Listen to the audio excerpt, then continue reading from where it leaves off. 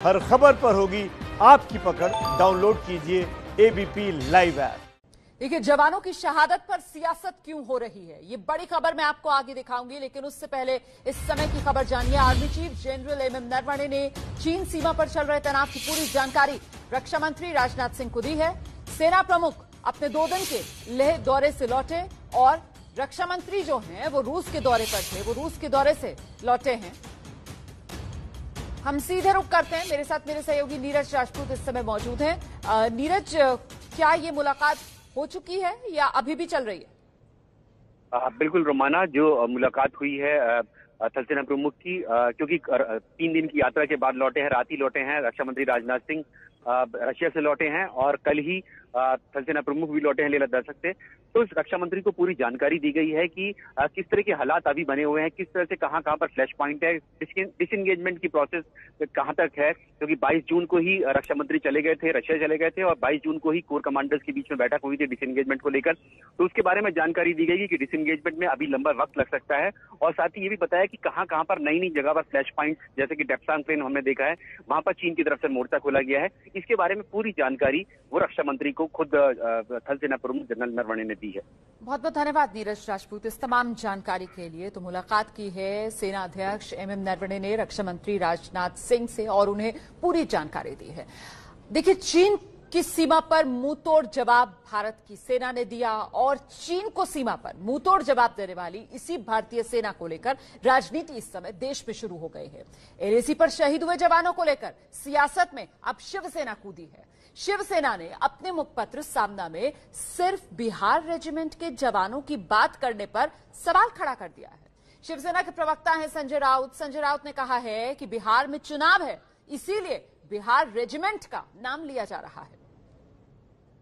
Sir, Bihari regiment बड़े दिन से इसकी चर्चा चल रही थी, संपादकीय में भी आज पहुंच गया बिहारी रेजिमेंट। क्या ये पूरा मामला है? क्या लिखा है आपको मालूम है? देखो, रेजिमेंट होती है, हर रेजिमेंट को अपना इतिहास, परंपरा और शौर्य की गाथा भी है, लेकिन सभी रेजिमेंट देश की होती है, किसी प्रांत, किसी जात, किसी धर्म की नहीं होती। जैसे राजपूताना रेजिमेंट है, सिख रेजिमेंट है, बिहार है, महार रेजिमेंट है, गुरखा रेजिमेंट है, डोगरा रेजिमेंट। एक परंपरा के नाते रेजिमेंट का नाम हमने रखा है।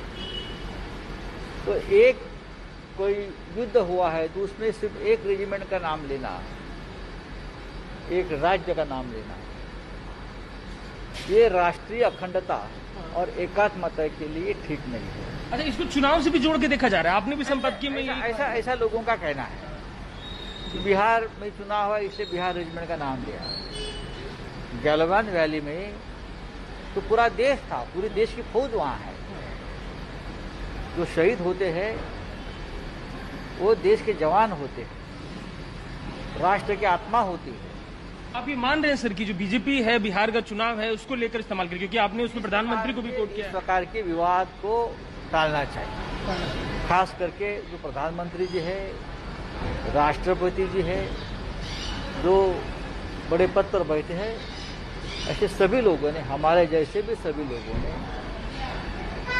हमारे आर्मी में, हमारे फौज में इस प्रकार से जहर डालना या घोलना ये ठीक नहीं है।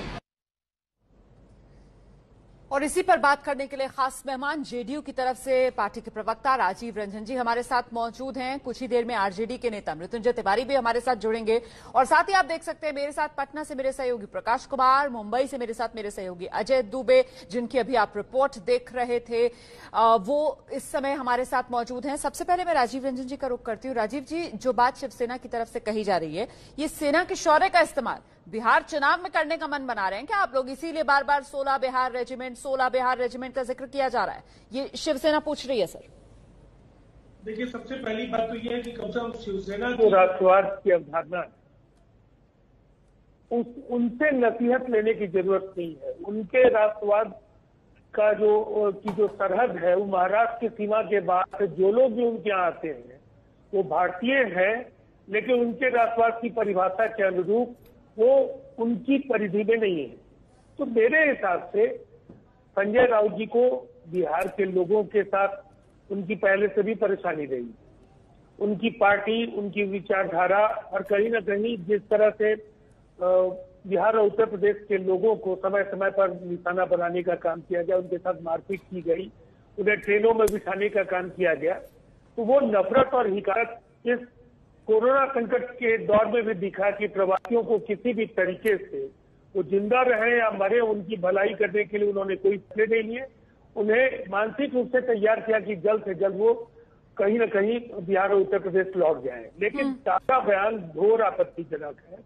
कठोरतम शब्दों में मैं इसकी भर्त्सना करता हूँ। गलवान भारतीय सेना के शौर्य और पराक्रम को लेकर प्रधानमंत्री जी ने अगर बिहार रेजिमेंट की चर्चा की है तो बिहार रेजिमेंट का अर्थ ये करता ही नहीं है कि केवल बिहारी मूल के लोग इसमें सैनिक होते हैं या अधिकारी होते हैं। जिस कमांडिंग ऑफिसर की शहादत ने आज हिंदुस्तान का मस्तक ऊंचा किया वो तेलंगाना के मूल निवासी थे। बिल्कुल बिल्कुल सर, आप यहाँ पे बिल्कुल फैक्ट्स रख रहे हैं सर। बिल्कुल राजीव रंजन साहब, आपने फैक्ट रखे हैं यहाँ पर। मैं आपके पास लौटूंगी सर। इस बीच देखिए, पिछले हफ्ते प्रधानमंत्री नरेंद्र मोदी ने जब गरीब कल्याण रोजगार अभियान की शुरुआत की थी, बिहार के खगड़िया में लोगों से वो बात कर रहे थे, तब बिहार रेजिमेंट के वीरों को नमन करते हुए पीएम मोदी ने कहा था ये पराक्रम बिहार रेजिमेंट का है और इसी को आधार बनाकर शिवसेना हमला बोल रही है। क्या कहा था पीएम मोदी ने, वो सुनिए आप जरा। लद्दाख में हमारे वीरों ने जो बलिदान दिया,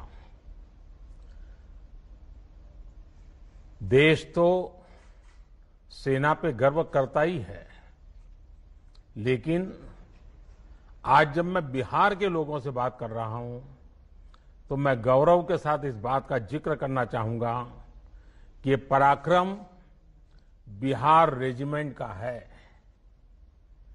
हर बिहारी को इसका गर्व होता है।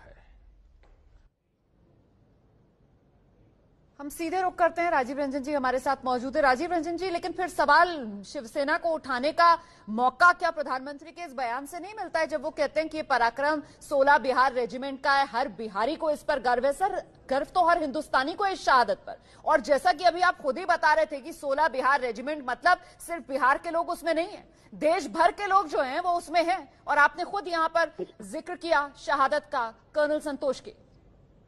जी देखिए, एक बात बिल्कुल साफ है, शिवसेना और शिवसेना का जो जन्म जिन परिस्थितियों में हुआ उत्तर भारतीयों को लेकर, विशेषकर बिहार और उत्तर प्रदेश के लोगों के खिलाफ जिस तरह का मैंने सवाल शिवसेना को लेकर पूछा ही नहीं। मैंने तो बिहारियों को गर्व है 16 बिहार रेजिमेंट, अभी जो बयान सुनाया था उस पर आपसे सवाल पूछ रही थी। सर, सवाल का जवाब दीजिए ना, जवाब से बचिए मत। देखिए रुमाना जी, प्रधानमंत्री जी या कोई भी वरिष्ठ राजनेता अगर किसी राज्य को संबोधित करते हैं, उस राज्य की उपलब्धियां, उस राज्य की विरासत, उसके इतिहास, उसके वीरों के पराक्रम और शौर्य की चर्चा होती ही है। ये औपचारिक तौर तरीकों को अगर शिवसेना के लोग नहीं समझते हैं तो मुझे लगता है वो लगातार केवल बयानों के जरिए सुर्खियां ठीक है। मेरे साथ देखिए, मेरे साथ आरजेडी के नेता मृत्युंजय तिवारी फोन लाइन पर इस समय मौजूद हैं। मृत्युंजय तिवारी जी, आपने सुना जेडीयू की तरफ से कहा जा रहा है कि साहब ये औपचारिक तौर तरीके हैं बात करने के, ऐसा नहीं है कि बिहार चुनाव की वजह से प्रधानमंत्री नरेंद्र मोदी जो हैं, जब वो आत्मनिर्भर बिहार में रोजगार अभियान की शुरुआत करते हैं तो वो कहते हैं कि 16 बिहार रेजिमेंट के पराक्रम पर हर बिहारी को गर्व होना चाहिए। वो कह रहे हैं ये औपचारिक तरीका है बात करने का। देखिए, इनके कहने से अब जनता के दिल में ये बातें उतरने वाली नहीं है। जनता जानती है कि किस तरह से आदरणीय।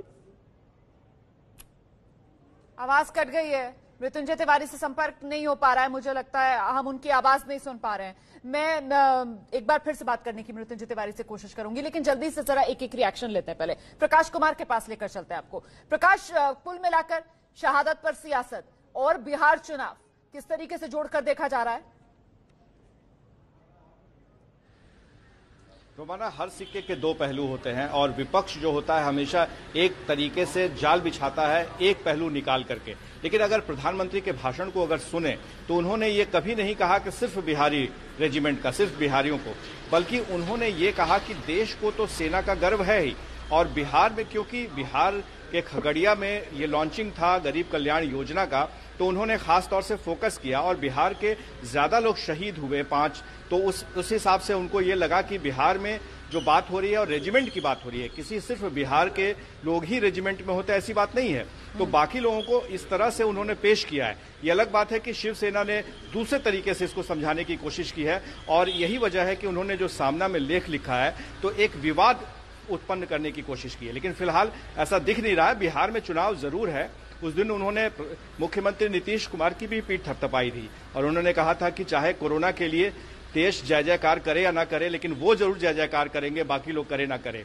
तो ये एक संदेश था। जाहिर है बिहार में चुनाव है तो चुनावी सियासत तो होगी ही, लेकिन सेना को लेकर के सिर्फ बिहार को और बिहारी रेजिमेंट की ही बात करना ये ठीक नहीं है। रोमाना, शहादत पर भी सियासत। और देखिए, इस बीच कांग्रेस महासचिव हैं प्रियंका गांधी, उन्होंने ट्वीट किया है शहीदों को लेकर। प्रियंका का ये ट्वीट आपके सामने, वीर शहीदों को सलाम, आइए शहीदों के लिए आवाज उठाएं। Hashtag speak up for our jawans. Congress की तरफ से आज श्रद्धांजलि सभा का आयोजन किया जा रहा है, शहीदों को नमन कांग्रेस पार्टी कर रही है और इस बीच सियासत भी जोर शोर से शहादत पर की जा रही है। हम सीधे रुख करते हैं, आरजेडी के नेता मृत्युंजय तिवारी अब हमारे साथ मौजूद है। मृत्युंजय जी, आवाज कट गई थी सर आपकी। सवाल यहां पर जो जेडीयू की तरफ से रखा जा रहा है वो ये कि साहब औपचारिक तरीका है ये लहजा है बातचीत करने का, लेकिन विपक्ष जानबूझकर बिहार चुनाव के मद्देनजर बाल की खाल निकालने की क्या कोशिश कर रहा है मृत्युंजय जी? देखिए रोमाना जी, पूरा देश जानता है, बिहार की जनता जानती है कि ये बीजेपी की, खास करके हमारे आदरणीय प्रधानमंत्री जी की फितरत रही है। वो इस तरह की शहादत पर सियासत करते हैं और भावनात्मक रूप से जनता को झांसे में लाते हैं चुनाव में। झारखंड के भी हमारे जवान शहीद हुए, ये जवान हमारे देश के हैं, ये सेना देश के ही है, भारत माँ के लाल है, बीजेपी की सेना नहीं है। इस तरह से बीजेपी इसको सर मेरे साथ सर अभी आप बीजेपी की तरफ से कोई प्रवक्ता है नहीं पार्टी का, लेकिन आप जिस तरीके के आरोप लगा रहे हैं सीधे प्रधानमंत्री पर, आप कहीं ना कहीं उंगली उठा रहे हैं कि वो शहादत पर सियासत करते हैं। कहाँ आपको ऐसा लगा कि शहादत पर सियासत की गई? पुलवामा की घटना को देख लीजिए, उसमें क्या सियासत हुई सर? जिस राज्य में चुनाव होते हैं उस समय प्रधानमंत्री जी ये नहीं कहते कि बिहार के जवानों की क्यों चीन के साथ देश की जवानों की झड़प हुई, क्यों हमारे जवान बिना हथियार के गए, ये तो प्रधानमंत्री जी को बताना पड़ेगा। रोज जम्मू कश्मीर में हमारे जवान कुर्बानी दे रहे हैं, उनकी जान जा रही है, ये तो सरकार को बताना पड़ेगा। अपनी पीठ थपथपा करके ठीक है, आपकी बात का राजीव रंजन जी जवाब देना चाह रहे हैं। राजीव रंजन जी से मैं जवाब लूं उससे पहले अजय दुबे का रुख कर लेते हैं हम एक बार जरा। अजय, जिस तरीके की बात मृत्युंजय जी कह रहे हैं, क्या बिल्कुल यही जबान शिवसेना की भी है?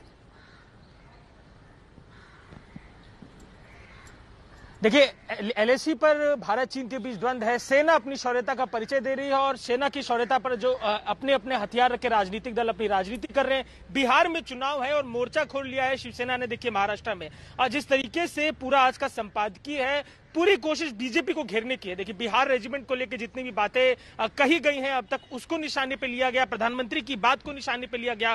संपादकीय मेरे हाथ में है और पूरे जो ये लेख है, जो पूरा लेख है, बीजेपी के एक नेता है गोपीचंद्र, उनको लेकर लिखा गया है। आखिरी हिस्से में बिहार के बारे में भी बात की है, बिहार रेजिमेंट के भी बारे में बात की है। तो सीधे तौर पर बीजेपी को घेरने के लिए पूरा का पूरा संपादकीय है। बात यहाँ पर न सेना की शौर्यता की है, न किसी और चीज की है। जो अब शब्द है, जिस तरीके की राजनीति की भाषा है, निचले स्तर पर चली गई। आखिरी जो हिस्सा है उसका हम पढ़ नहीं सकते। सर्वोच्च बलिदान भारत मां के लिए दे रहा है, अपने प्राणों की आहुति देकर जा रहा है और नेता जो हैं वो अपने फायदे के लिए किस तरीके की राजनीति कर रहे हैं कि शहादत को भी सियासत की इस बाजार में खींच लिया जाता है।